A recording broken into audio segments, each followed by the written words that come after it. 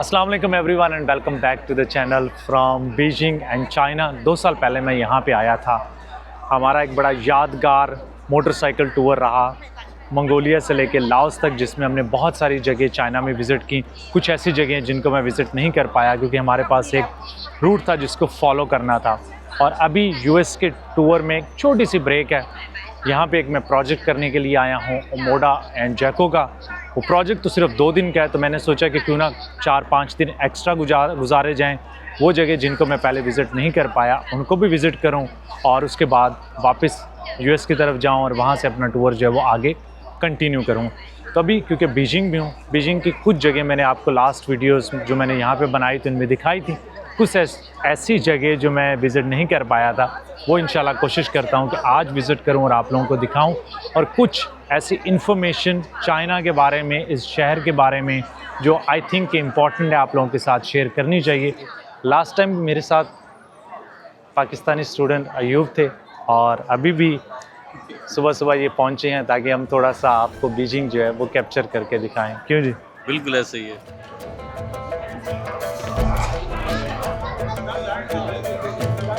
那个大石栏门口有一道。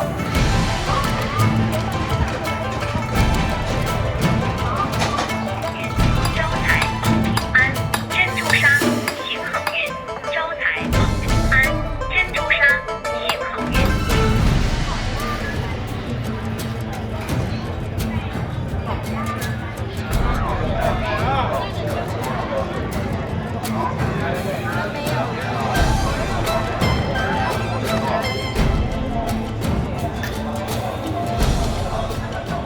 ये है Tiananmen street, Beijing की one of the main touristy site, जहाँ पे ना सिर्फ आपको पुराने चाइना की वाइब आती है, उसके साथ साथ एक मॉडर्न चाइना की भी फील आती है।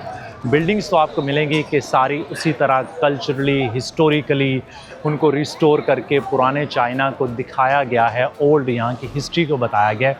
लेकिन उसके साथ साथ मॉडर्न चाइना की बात करें तो ऑलमोस्ट हर ब्रांड आपको यहाँ पे मिलेगा। काफ़ी ज़्यादा यहाँ पे लोकल टूरिज़म है, उसके साथ साथ ऑफ कोर्स जो फॉरेनर्स हैं।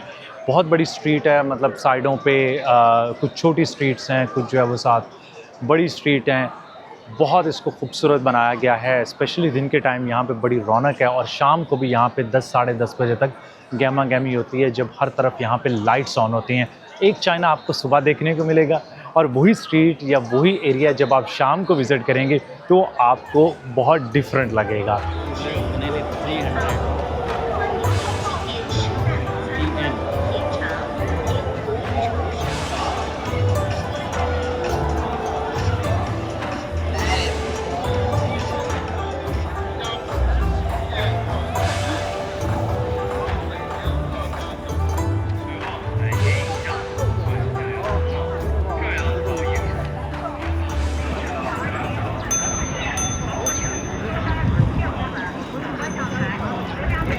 चाइना में नॉर्मली मैंने अभी तक जितना भी ट्रैवल किया है बहुत रिलैक्स्ड है। I think probably one of the easiest country जहाँ पे आप जाके किसी भी जगह रिकॉर्डिंग कर सकते हैं, कोई आपसे पूछगछ नहीं करता, सिवाय एक जगह है और वो है थियानमेन स्क्वायर। यहाँ पे इतनी सिक्योरिटी है, जिस साइड से भी मतलब सिर्फ रोड क्रॉस करना ही ना बड़ा मुश्किल हो रहा है। हमें तकरीबन 40 से 45 मिनट हो गए हैं और हमने जाना है थियानमेन स्क्वायर, लेकिन रोड ही नहीं क्रॉस किया जा रहा। जहाँ पे जाते हैं उन्होंने बंद किया हुआ है और कहते हैं कि दूसरे रास्ते से जाएं। शायद हमें समझ नहीं लग रही, इस वजह से। इसके साथ है फॉरबिडन सिटी, वहाँ जाने के लिए चाहिए होती है रिजर्वेशन, वो एक दिन पहले करवानी होती है और वो टिकट बुक करना होता है।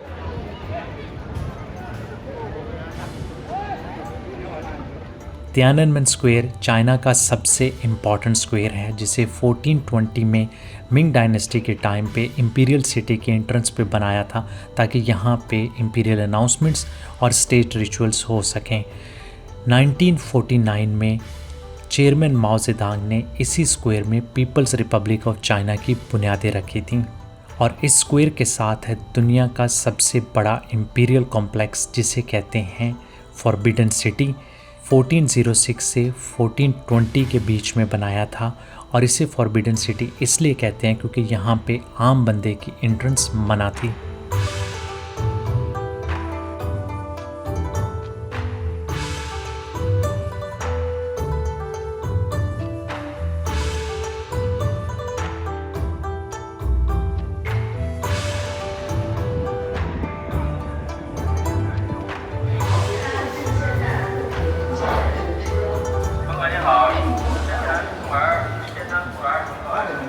और अभी मैं ले रहा हूँ यहाँ की मेट्रो। आई थिंक बीजिंग की मेट्रो आप कह सकते हैं कि one of the clearest example जो हमें शो करती है कि इतना मैसिव इंफ्रास्ट्रक्चर जो चाइना ने हर सेक्टर में जो बिल्ड किया है और कितना क्विकली उसको बिल्ड किया है। 1969 में इसको ओपन किया गया था और आज कुछ 25 से ज़्यादा यहाँ की मेट्रो लाइंस हैं। 800 किलोमीटर प्लस इनका मेट्रो का यहाँ का नेटवर्क है, जिसको डेली कोई 10 से 12 मिलियन लोग यूज़ करते हैं, विच इज़ मैसिव। और ना सिर्फ ये दुनिया का सबसे बड़ा नेटवर्क्स में से एक है, आई एम नॉट श्योर कि इट्स द बिगेस्ट, लेकिन उसके साथ साथ ये वन ऑफ द चीपेस्ट भी है। और इसको यूज़ करना इतना इजी है। मैं पहले ऐप्स का जिक्र कर रहा था, one of my favourite app Alipay, इसी पर डायरेक्ट जो है वो ट्रांसपोर्ट की टिकट जो है वो ले लेता हूँ। और आप देखें कि कोई और ऐप रखने की यहाँ पे आपको चाइना में ज़रूरत नहीं हो। और भी काफ़ी ऐप्स हैं, मतलब ये कि अगर आपने कहीं पे भी जाना हो, टैक्सी मंगवानी है, मेट्रो में कहीं जाना है, तो एक ही बार आपके पास इसमें पैसे हों और इजी है। तो इस हिसाब से चाइना, जहाँ बाकी दुनिया में आपको हर एक नेटवर्क के लिए कुछ ना कुछ अलग से कार्ड वगैरह की ज़रूरत होती, वो यहाँ पे नहीं है।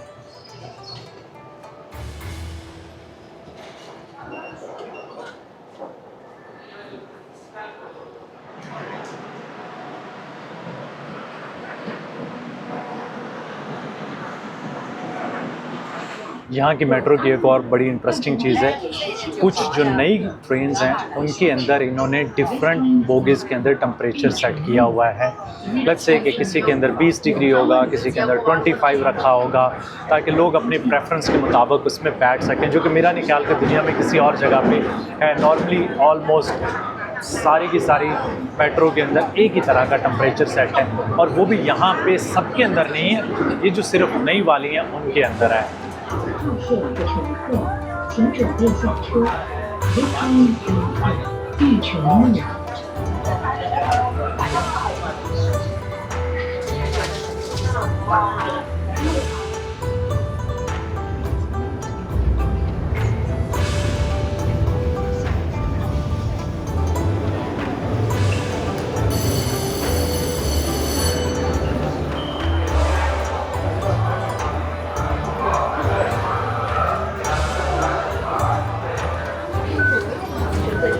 为配合深圳建设及新建施工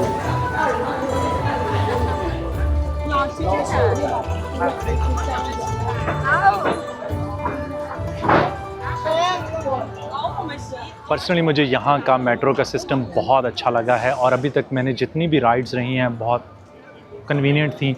एक जगह से दूसरी जगह जाना इजी हो जाता है और बहुत चीप भी। इस राइड के हमने पे किए थे 4 RMB, जो कि प्रोबेबली 60 या 65 सेंट US डॉलर के बन जाते हैं। और आप देख सकते हैं कि इट्स नॉट मच। अगर आप US में अभी मैं ट्रैवल करके आया तो वहाँ पे मैं 2.5, 3.5 डॉलर पे कर रहा था, इससे भी ज़्यादा। और यूरोप में तो ऑलरेडी एक्सपेंसिव है, तो उनके हिसाब से अगर कंपेयर करें तो काफ़ी सस्ता बन जाता है। और अभी हम लोग पहुँचे हैं टेम्पल ऑफ हेवन पे।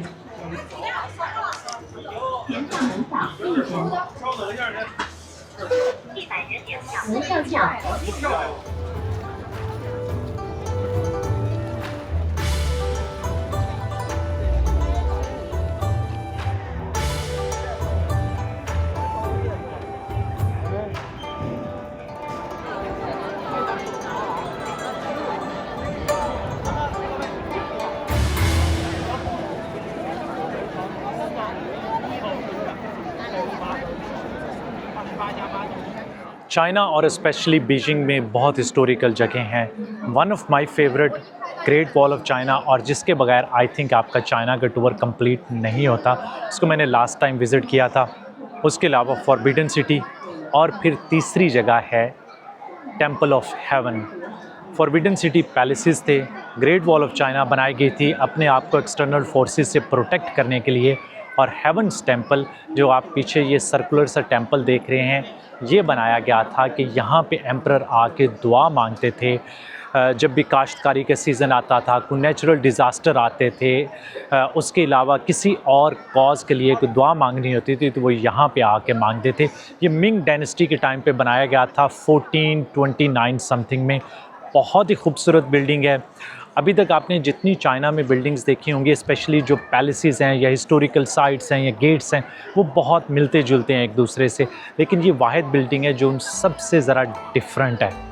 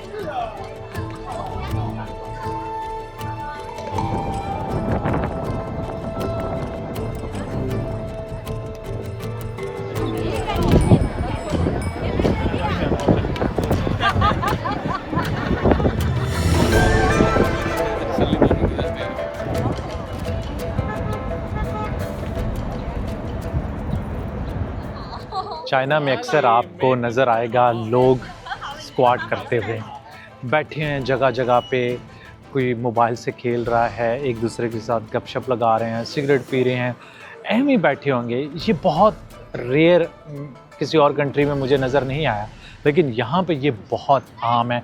उसके अलावा अभी तो मौसम ज़रा ठंडा ठंडा सा है, हवाएं भी अच्छी चल रही हैं ठंडी, कि बंदा जो है वो आराम से मज़े से इस मौसम को एंजॉय कर सकता है। लेकिन गर्मियों में यहाँ पे लोगों ने ना शर्टें ऊपर की होती हैं और पेट जो है वो बाहर निकाले होते हैं। ये भी फिनोमेना जो है ना वो आपको किसी और जगह नज़र नहीं आएगी। तो बड़ा वियर्ड से है, कुछ चीज़ें आप यहाँ पे देखते हैं कि कल्चरली किस तरह जो है वो लोग दूसरे मुल्कों से जो है वो यहाँ पे डिफरेंट है।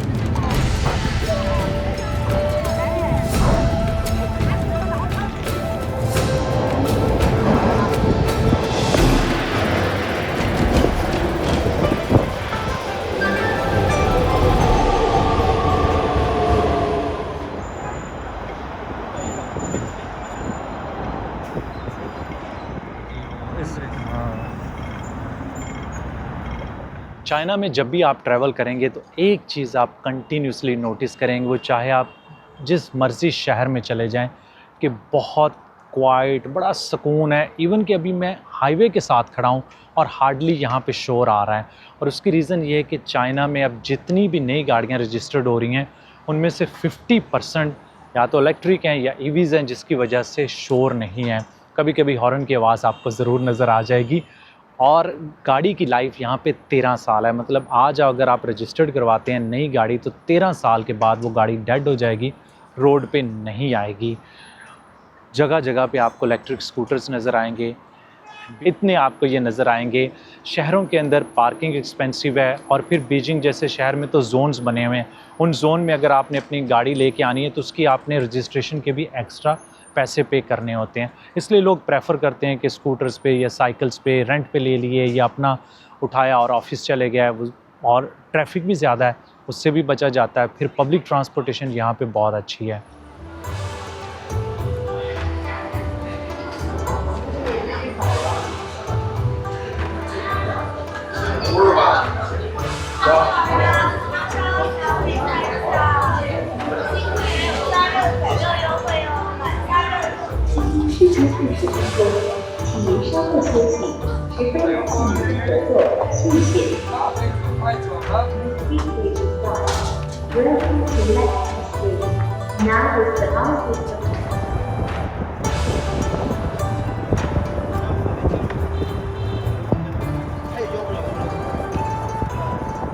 सो अभी पहुंचा हूं मैं बीजिंग के CBD फाइनेंशियल डिस्ट्रिक्ट एरिया में, जिसे आप मॉडर्न बीजिंग का हार्ट भी कह सकते हैं, चाइना की इकोनॉमिक पावर का हब। बड़े बड़े यहाँ पे global brands, banks, futuristic architecture, उसके साथ साथ हर तरह का आपको शॉपिंग मॉल यहाँ पे देखने को मिलेगा। और जब हम फ्यूचरिस्टिक आर्किटेक्चर की बात करते हैं तो पीछे आपको यहाँ की न सिर्फ बीजिंग की बल्कि चाइना की और वर्ल्ड की one of the unique building ये है सीसीटीवी बिल्डिंग, जो एक लूप शेप बनी हुई आप देख सकते हैं। मेरा नहीं ख्याल कि मैंने किसी और जगह पे इस तरह की कोई बिल्डिंग देखी है, इसलिए ये बड़ी आइकॉनिक सी बिल्डिंग है। और आपको बीजिंग की यहाँ के सीबीडी एरिया की पिक्चर्स वगैरह जब भी आप देखेंगे उसमें ये बिल्डिंग आपको ज़रूर नज़र आएगी।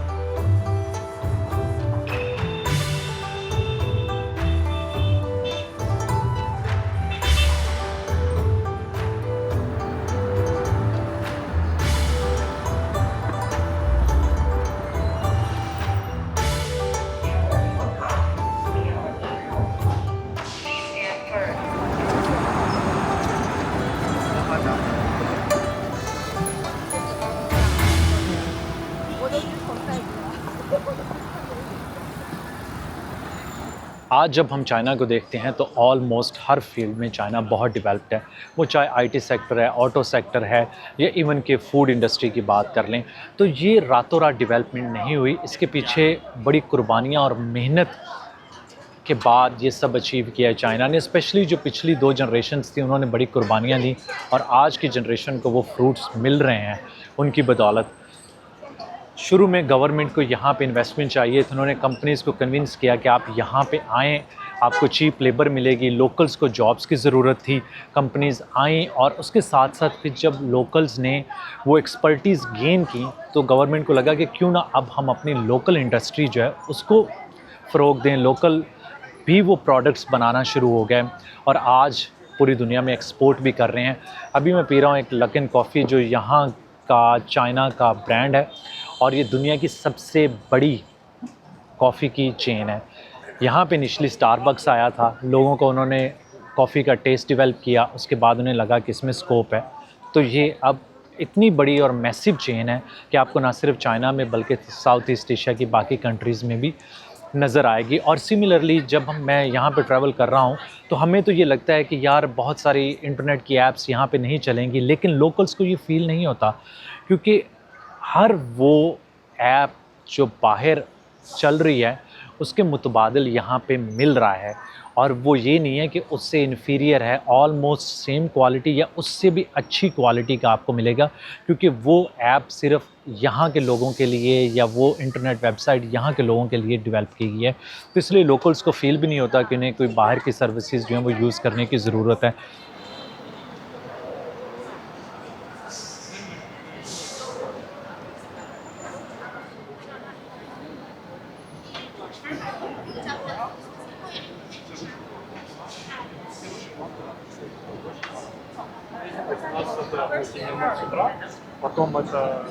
अभी आ गया हूँ मैं सनलिथोन में, और जब हम मॉडर्न चाइना की बात करते हैं तो इस तरह के एरियाज़ आपको ऑलमोस्ट हर छोटे बड़े शहर में मिलेंगे।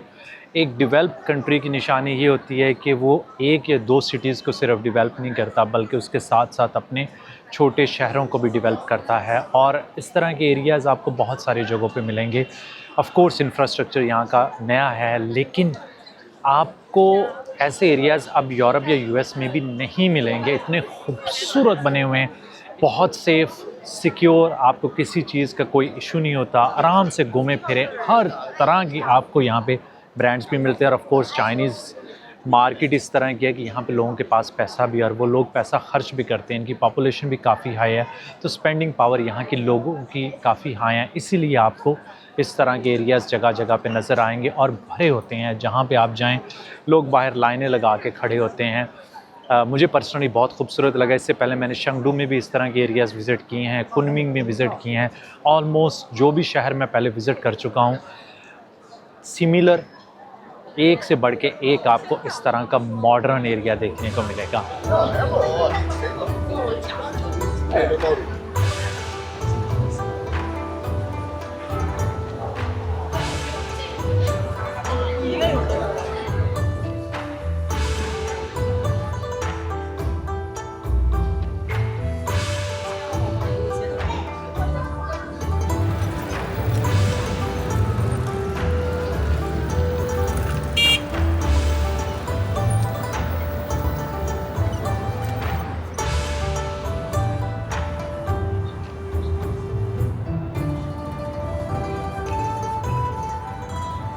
देखें, जब भी आप चाइना में बीजिंग या किसी और सिटी आए तो आई थिंक एक फ़ूड ऐसा है जो मैं हमेशा रिकमेंड करूँगा कि आपको वो ट्राई ज़रूर करना चाहिए, और वो है हॉट पॉट।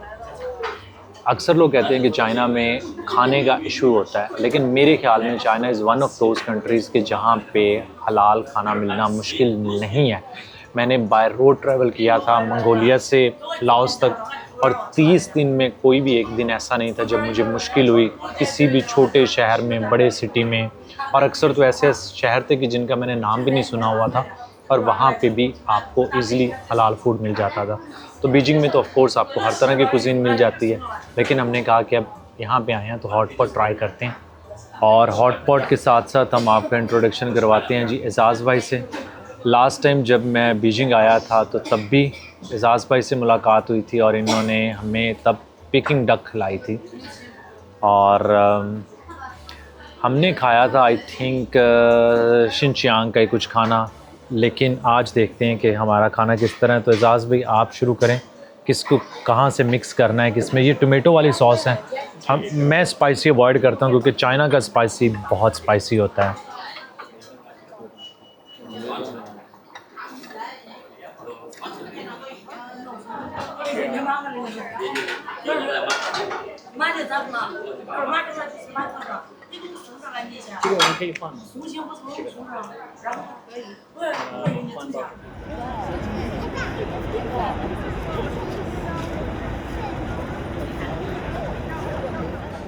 डिनर जी हमारा यहाँ पे बहुत अच्छा था, और स्पेशल थैंक्स टू एजाज़ और अयूब।